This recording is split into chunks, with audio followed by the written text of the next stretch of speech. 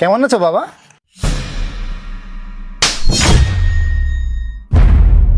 Salad কি তোর বাপ করবে? আর কি বাবা বা লাগিয়ে রেখেছিস?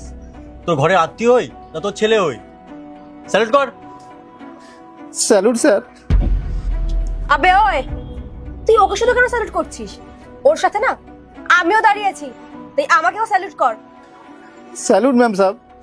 আর আজ থেকে যেন এগুলো মনে থাকে, কারণ ওকে যদি নেক্সট টাইম ডাকাস না, তোর যে কি হাল করবে তুই ধারণাও করতে পারছিস না। কারণ ওর রাগ অত্যন্ত খারাপ, তাই ওর সাথে পাঙ্গাও নিতে আসিস না তুই। এ শোন, তুই যে পয়সা নিয়ে বসে আছিস না, এর অকাতের মধ্যে থাক। খুবই তুই তোর মালিকের খাস লোক, আমাদের না কোনো সম্পর্ক নেই। তাই যে কাজটা বলবো সেই কাজটা করবি, নাহলে কাজ থেকে বার করে দেবো। না না স্যার, আপনার কথা আমি সব মনে রাখবো। আসলে আপনাকে আমি নিজের ছেলে মতো ভাবি তো, তাই। আর বুবুল স্যার আমাকে খুব ভালোবাসে। এখানে অনেকদিন ধরে কাজ করছি তো। বুবুল স্যার নিজেই বলেছে যে এখানে কাউকে স্যালুট করার দরকার নেই, কেবল যারা এখানে আসবে যাবে ওদেরকে জিজ্ঞাসা করতে বলেছে যে তারা কেমন আছে। আর তাছাড়া বুবুল স্যারকে যেমনটা করি আপনাকেও তাই করছি স্যার। তোর আত্মীয় হবে অন্যজন আর তোর ছেলে হবে অন্যজন। আর বুবুল স্যার তো পাগল, তাই তোর সাথে ভালো সম্পর্ক রেখেছে। তোদের মতো সিকিউরিটি গার্ডকে না পায়ের নিচে রাখা দরকার। ঠিক আছে স্যার, এখন থেকে আপনি যা বলবেন আমি সেটাই করবো। তবে আপনার কাছে হাত জোড় করে বলছি স্যার, বুবুল স্যারকে কিছু বলবেন না স্যার। বেবি, ওর সাহস দেখেছো? ও তোমার সাথে কিরকম ভাবে কথা বলছে। আজ পর্যন্ত এই অফিসার কেউ না ওর সাথে খারাপ বিহেভিয়ার করেনি। আর তুই নিজেকে দেখ, সামান্য 2 টাকার সিকিউরিটি গার্ড, আর তুই ওর মুখে মুখে তর্ক করছিস, ওর কথার উপর কথা বলছিস। তোর সাহস তো কম না?